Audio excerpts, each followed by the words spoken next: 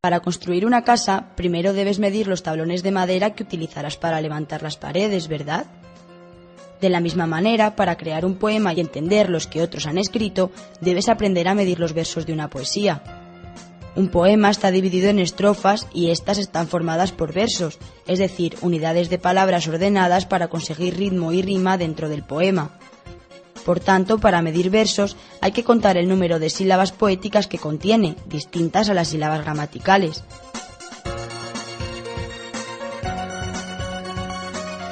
Para ello hay que tener en cuenta los siguientes elementos: la sinalefa, el hiato, la diéresis, la sinéresis y la terminación de los versos, se acaban en agudo, llano o esdrújulo.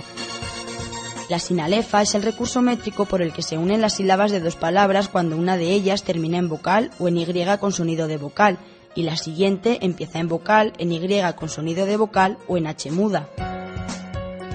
Esta fusión se contabiliza como una sílaba métrica, aunque esté formada por dos sílabas gramaticales distintas. Veamos estos versos de José de Espronceda. En este caso se ha producido una sinalefa doble en la que se fusionan en una sílaba poética tres o más vocales pertenecientes a dos o tres palabras distintas. Existen algunas excepciones al uso de la sinalefa, cuando una de las dos vocales o las dos sean tónicas, cuando coincide con la cesura, cuando se produce en la sílaba principal del verso. El hiato es una licencia poética que consiste en evitar la sinalefa, ya sea porque una o las dos vocales que intervienen llevan acento prosódico o porque entre ellas hay algún signo de puntuación o existe una cesura, es decir, la pausa que divide un verso compuesto en dos hemistiquios. Seguro que lo entiendes mejor analizando una estrofa de Antonio Machado. Vemos que en el primer verso podría formarse una sinalefa entre las palabras hospicio y él. Sin embargo, se hace una pausa o hiato para que el verso tenga 14 sílabas poéticas y de esta manera concuerde con los tres versos restantes. La diéresis o dialefa es una licencia poética que consiste en deshacer un diptongo cuando queremos obtener una sílaba más en el verso para lograr una métrica armoniosa.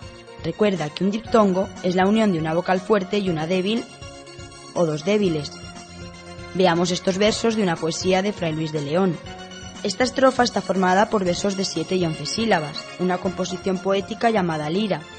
Así, para que el segundo verso coincida en métrica con el último, es necesario utilizar la diéresis en la palabra ruido, deshaciendo el diptongo de dos vocales débiles. Para marcar este recurso métrico se coloca el signo de la diéresis sobre la vocal débil del diptongo.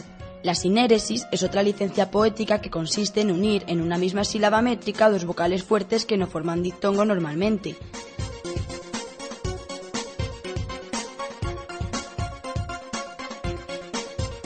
Para que todos los versos de esta estrofa tengan la misma métrica, es decir, 8 sílabas, hay que hacer una sinéresis en el segundo verso, de manera que las vocales fuertes de la palabra cae se convierten en diptongo a efectos de la métrica poética, dando lugar a las 8 sílabas que buscamos.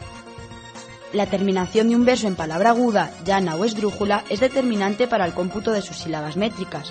De esta manera podemos hablar de versos agudos, llanos o esdrújulos. El verso agudo u oxítono suma obligatoriamente una sílaba al cómputo silábico porque acaba con una palabra aguda, como ocurre en el segundo y cuarto verso de este extracto de un poema de Antonio Machado.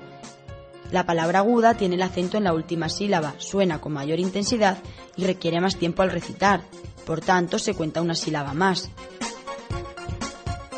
Por el contrario, el verso llano o paraxítono, aquel que acaba con una palabra llana, se toma como norma para la contabilización de sílabas de un verso, como vemos en estos versos de San Juan de la Cruz.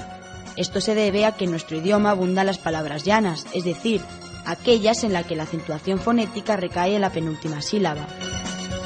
En el caso del verso esdrújulo o proparoxítono, se resta obligatoriamente una sílaba en el cómputo silábico porque acaba en una palabra esdrújula. Recordaremos que en estas palabras el acento recae en la antepenúltima sílaba, por lo que se pronuncian más rápidamente y se suprime una sílaba al medir los versos. Así, comprobamos que estos versos de Rubén Darío tienen la misma métrica al restar una sílaba de los versos esdrújulos. Teniendo en cuenta el número de sílabas poéticas de los versos, se pueden clasificar en versos de arte menor y versos de arte mayor. Los versos de arte menor son aquellos que tienen 8 sílabas o menos, mientras que los de arte mayor tienen más de 8 sílabas. Los versos más comunes son los de 7, 8, 11 y 14 sílabas. Ahora que sabes medir versos, ya puedes construirlos como un buen arquitecto de poemas.